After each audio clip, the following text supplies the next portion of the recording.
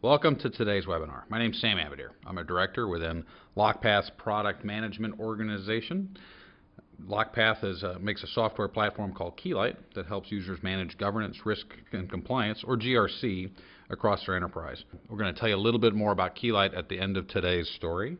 What we are going to talk about today is how a number of our customers have used GRC to solve big, expensive problems. We have three stories that we're going to tell today. In our first story, we'll learn how other organizations have solved the problem of effectively and efficiently communicating geek speak metrics across the organization. We'll talk about how customers are getting the attention and the funding they need from the business managers, from the C-suite, and from their board of directors.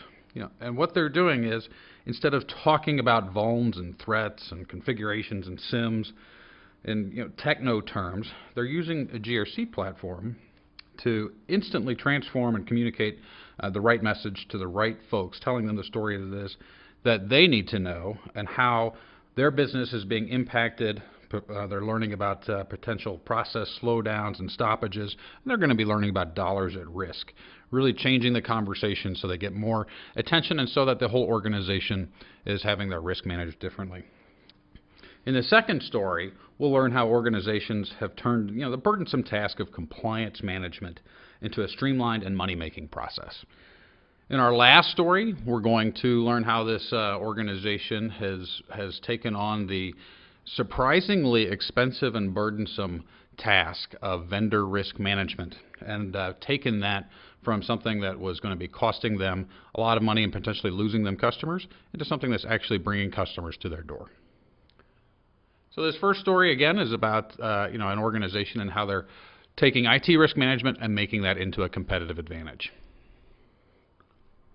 One of our customers is a large international bank, which makes it a prime target for attacks on their infrastructure. As threats from threat feed services like iSight and vulnerability scans from Qualys are coming in, the organization was having difficulty understanding what to prioritize at the IT level and how to best manage the information at the IT level. They're also having a very difficult time explaining and justifying the expense of all their tools and services to their board of directors. The customer had a number of feeds that they had to manage. First one is a vulnerability feed. The vulnerability feed seemed pretty straightforward to manage. They're using tools like Qualys and Rapid7 and things like that. And the vulnerabilities that were coming in, they were being shown as critical, high, medium, low, or informational. What they did not know was information about the asset. How critical was the actual asset that had the vulnerability? They didn't know, additionally, if this information had come in once or if this was the second or third time that this vulnerability had actually been reported. Because as you probably know, if you're doing this type of stuff, just because you see a vulnerability, sometimes it takes a long time for a patch to be tested and put out through the entire organization. Overall, all this information made it really, really difficult to prioritize which vulnerabilities to take care of first and which ones to leave for a different time. Trying to get ahead of the game and trying to get ahead of all these threats, they subscribed to a threat feed service, and this service is pretty neat. It's like having your own private CIA. They go through and they monitor all the different hacking activity, and they're even infiltrated in some of these hacking organizations.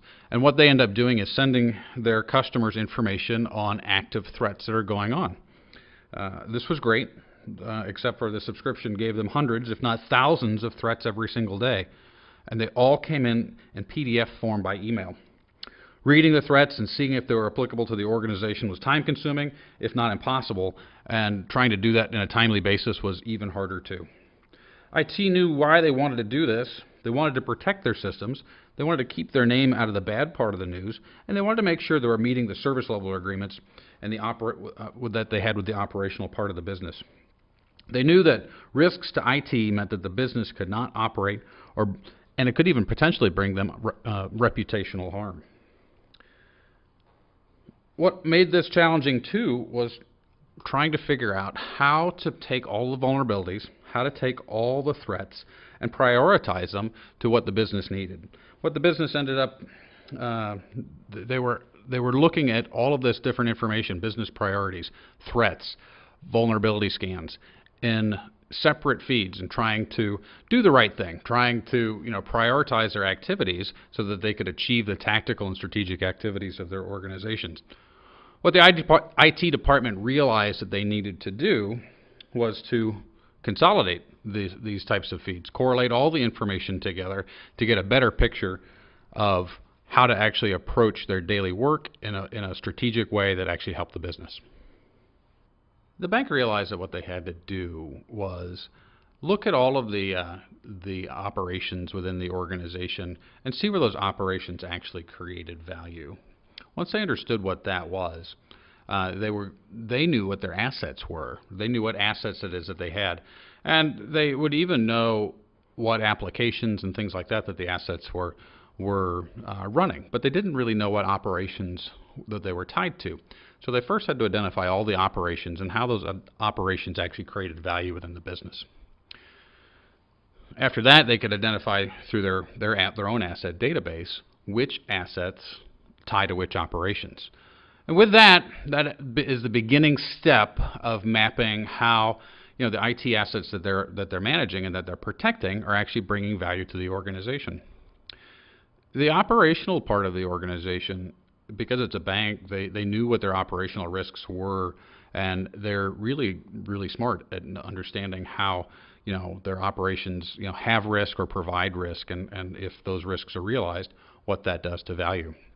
The IT department was able to talk about their risks all day long in a geek speak manner, but now that they've been able to tie their IT infrastructure to their operations, what they're able to do is tie the IT risks to the operational risks, and they're able to communicate now because if an IT risk exists, what value that's actually potentially impacting. They looked at all the different processes in the organization and they mapped them out, and then they mapped out the different assets that actually supported those.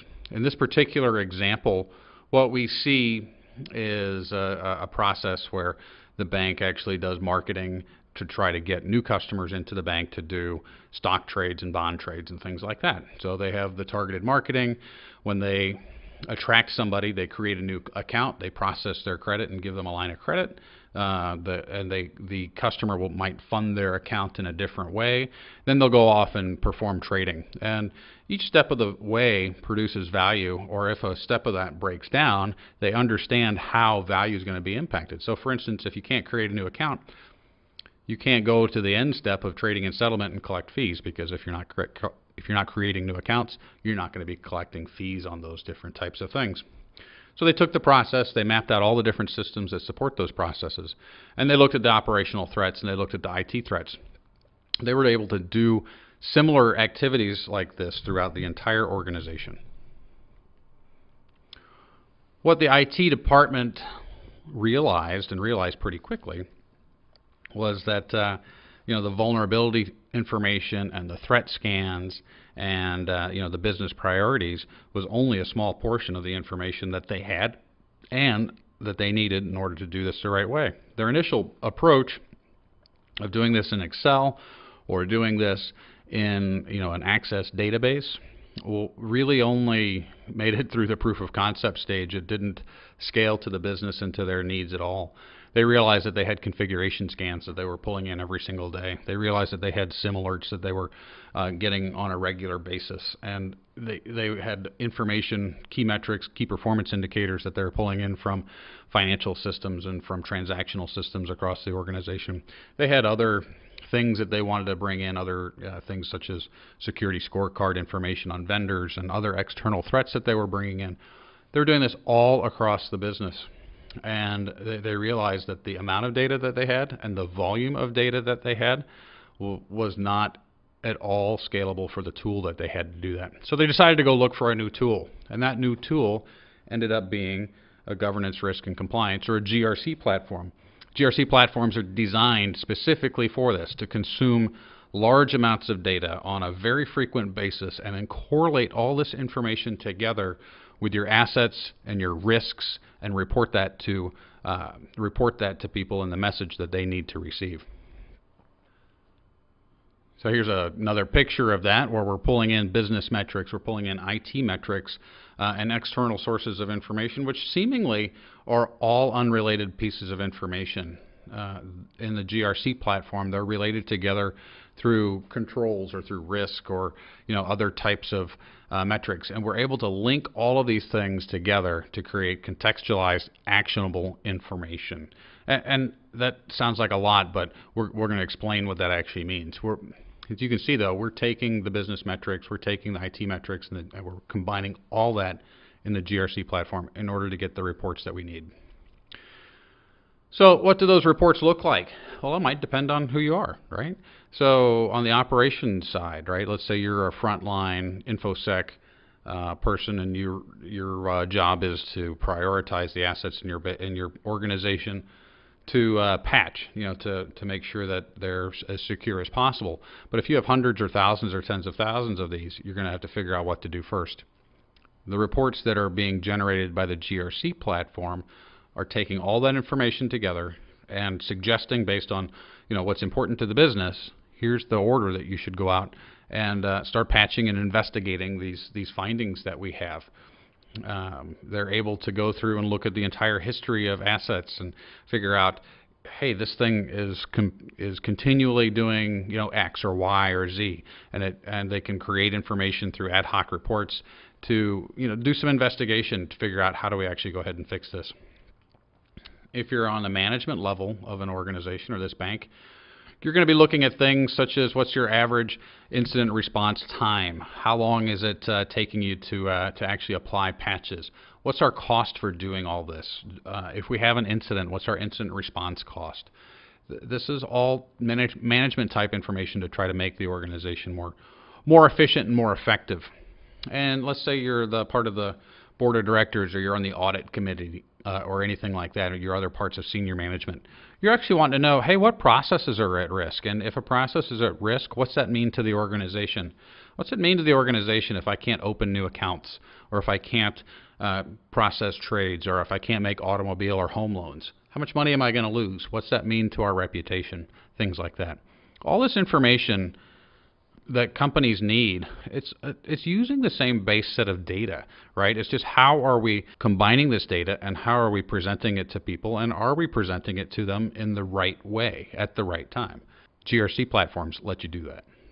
What ended up happening with this IT department was nothing short of miraculous, right? They went from not being brought into board meetings and senior management reports. A lot of times you might hear something such as IT supports the business, right? And that's actually something which they don't say at this bank anymore, because IT is now part of the business. IT has a seat at the board of directors meetings. Their reports are created and presented, and they're not spoken in geek speak anymore. These people in IT are now getting the respect and the funding that they need. They no longer have to justify the cost of the tools that they're using.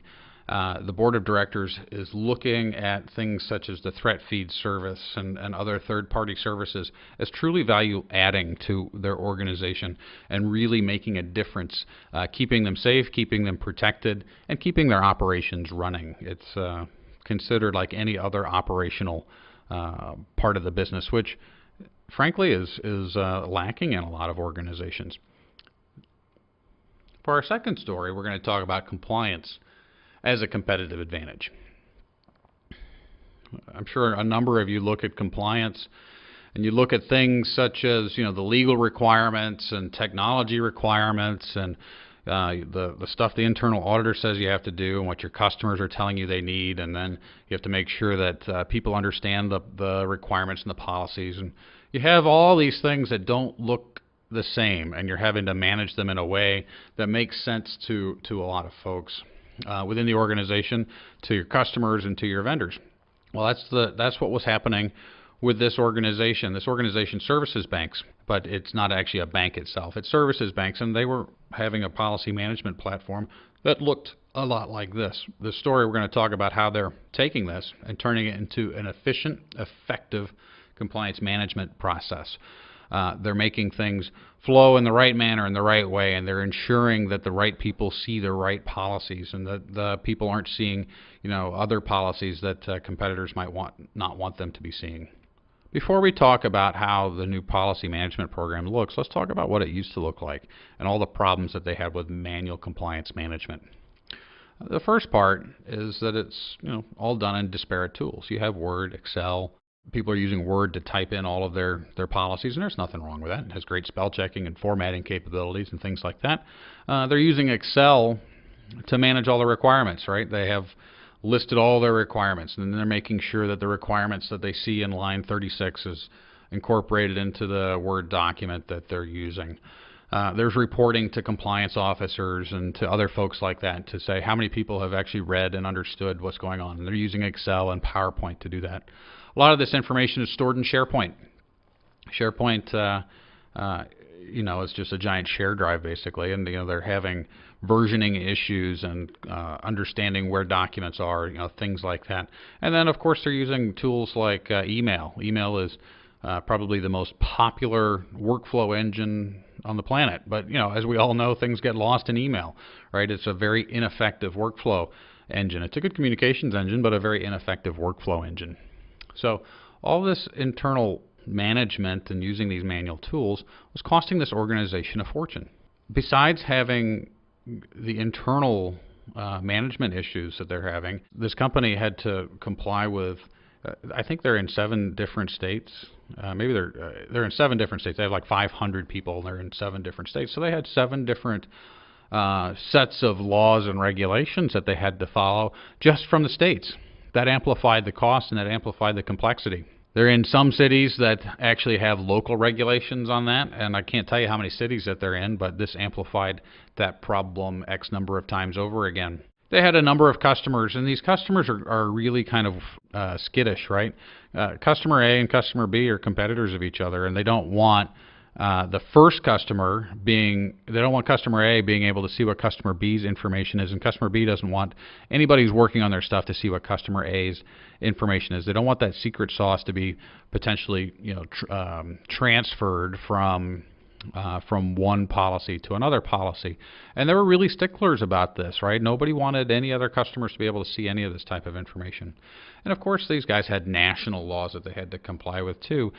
And, if we just look at the history of financial laws in the past 10 or 15 years, you can probably think of, there's all sorts of different things. We have the new CFPB. We have all sorts of different regulations that change on a very, very regular basis without any legislative inputs.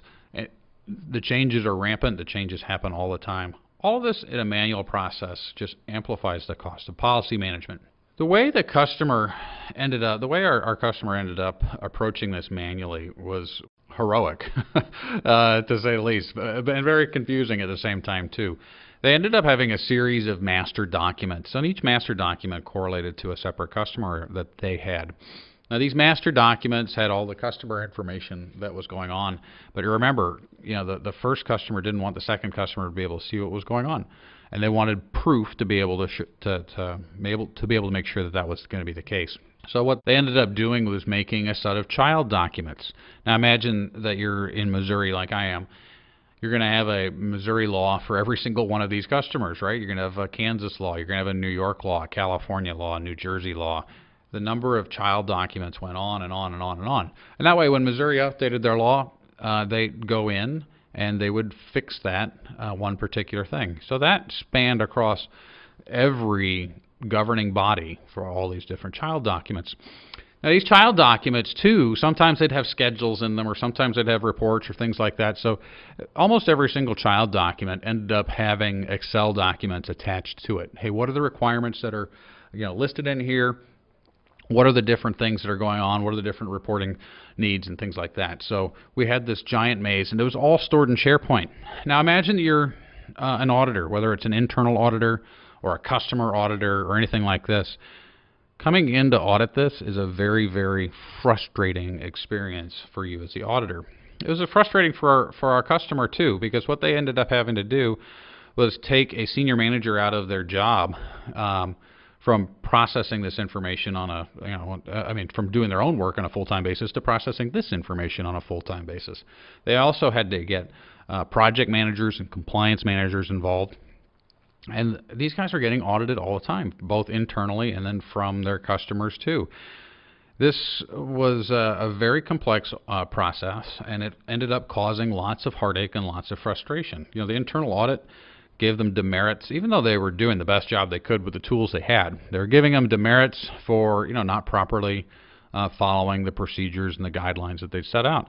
And the customers, a lot of them threatened to leave because they thought that their protected secrets were not being very well protected.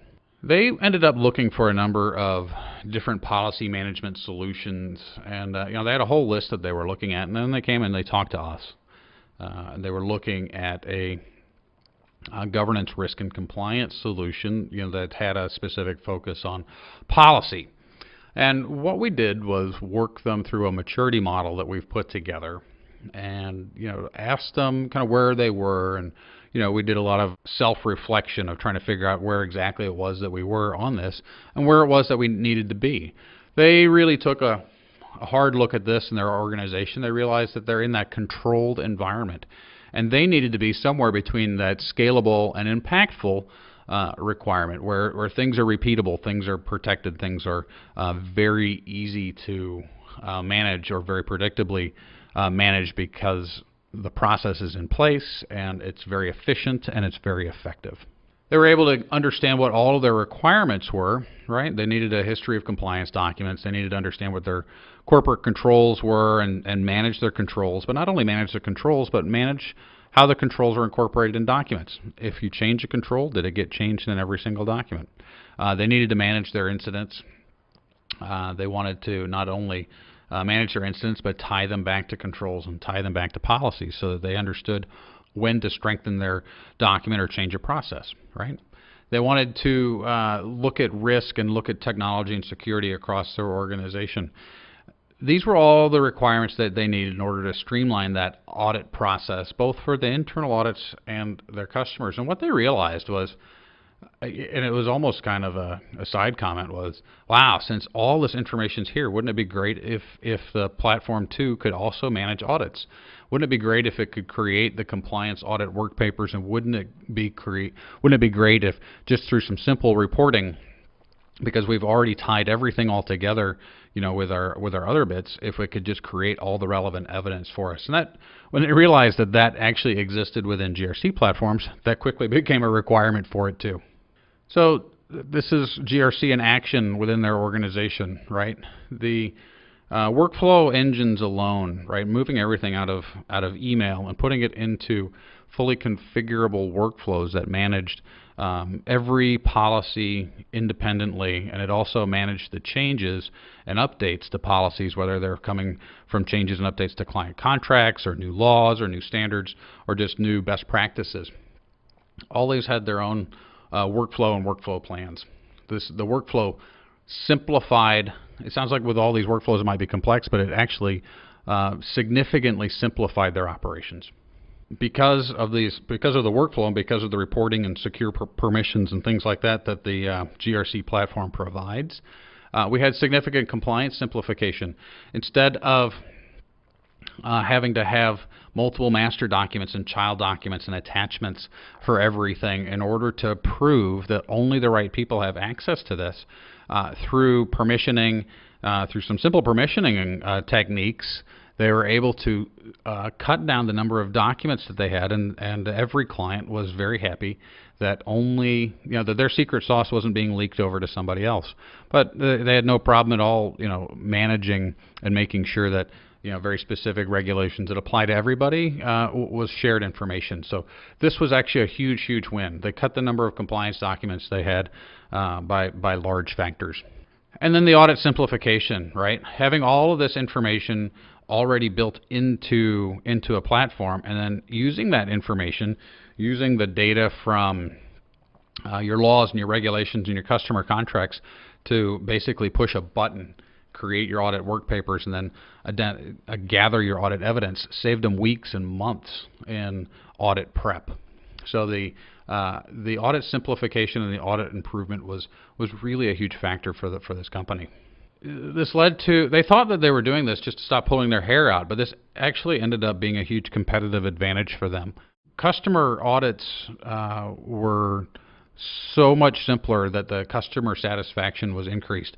They went from probably 2 stars to 5 stars for customer satisfaction. Their customers, and they be honest, dreaded audits together, because they knew that there was going to be some hard conversations that had to be had after the audit was going on, and then there's going to be corrective action plans that had to be done, and it was an expensive, messy process that nobody liked. After this happened, the audits went so much faster, so much smoother, they ended up costing lots less to do, and everybody was much happier. We talked earlier about how it had to have a senior manager being pulled out of the business and brought back into just policy management.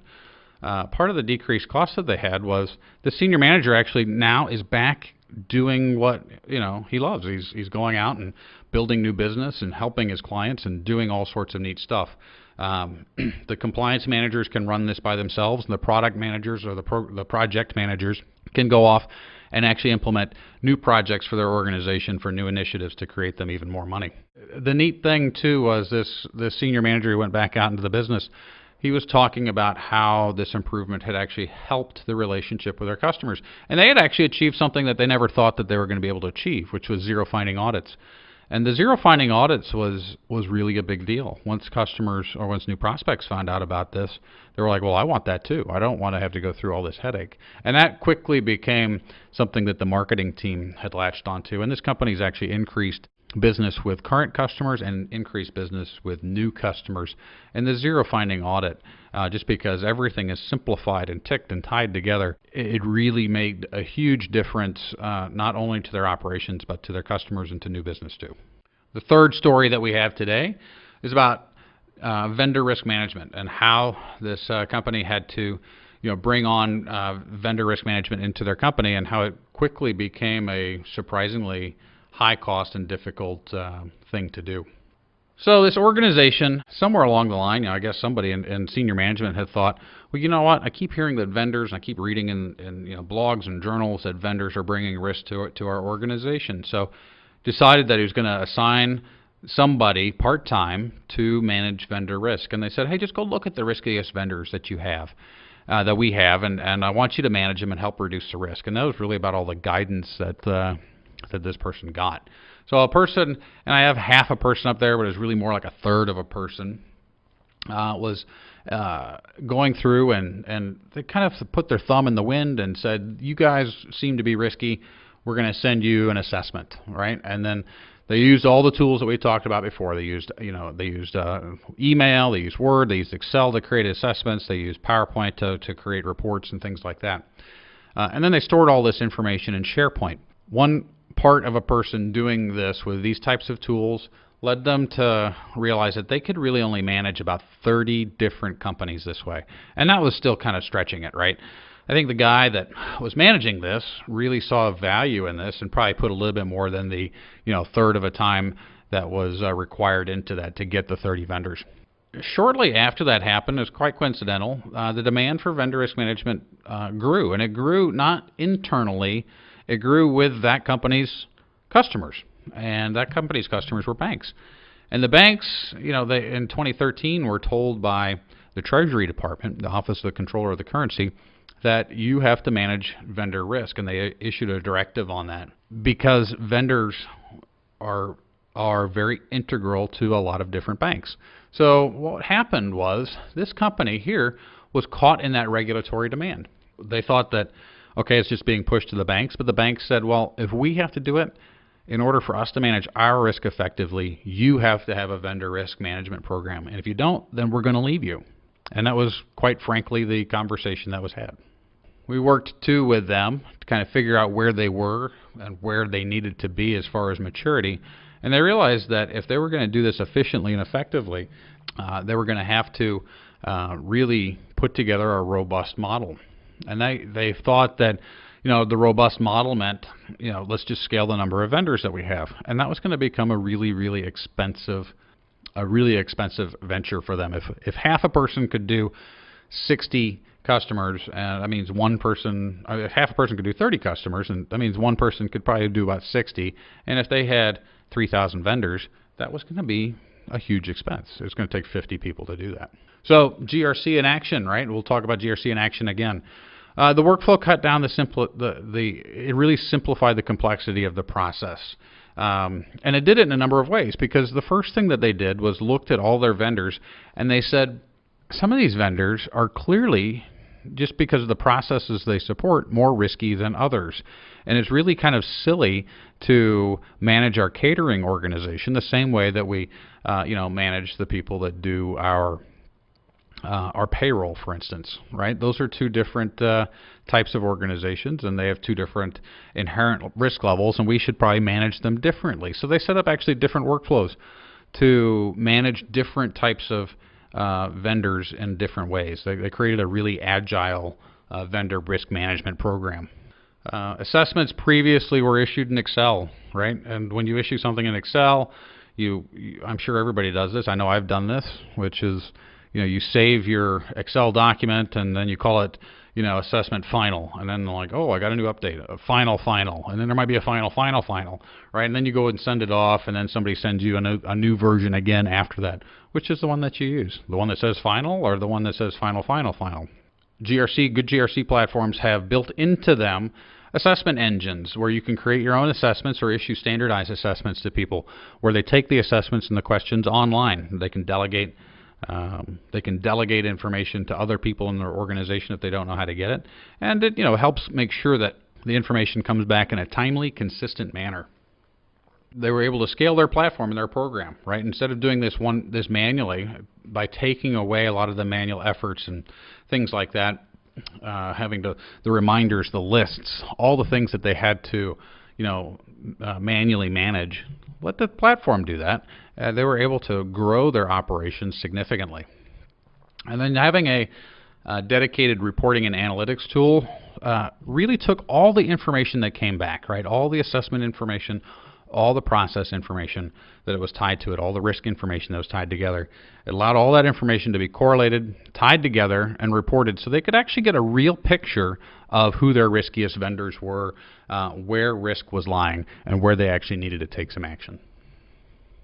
So the results, remember, we started off with half a person, and they were doing some limited, restricted risk management.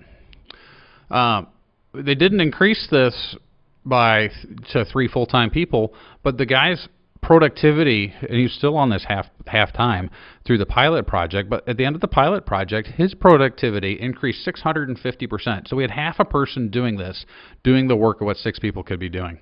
With this, they were able to demonstrate that they had an effective, efficient third-party risk management program. And that actually, because they were able to show this and prove this and demonstrate this to their customers, they ended up saving the business contracts that they had, and they were able to expand them. They were also able to take business away from other customers they were also able to take away business from other competitors who couldn't demonstrate this. This actually ended up being something that created them much more than what it actually cost them. So to summarize, GRC platforms are helping organizations effectively manage the risks to business by automatically correlating and managing data from across the enterprise. Organizations are using GRC platforms. They can battle risks to value tactically and strategically by sending the right message to the right people at the right time. GRC platforms create huge efficiencies in data management and creating actionable messages. These efficiencies often allow organizations to better focus their resources on value-creating activities. And lastly, these GRC platforms provide a mechanism for the entire business to agilely manage risk. Whether it's IT or compliance or operational or third-party risk, and they're managing the message as business conditions, as business strategies and technologies and threats like that, they all change. So a little bit about Keylight. All 3 of these customers were using Keylight. The Keylight platform is designed to manage all different types of risks within an organization.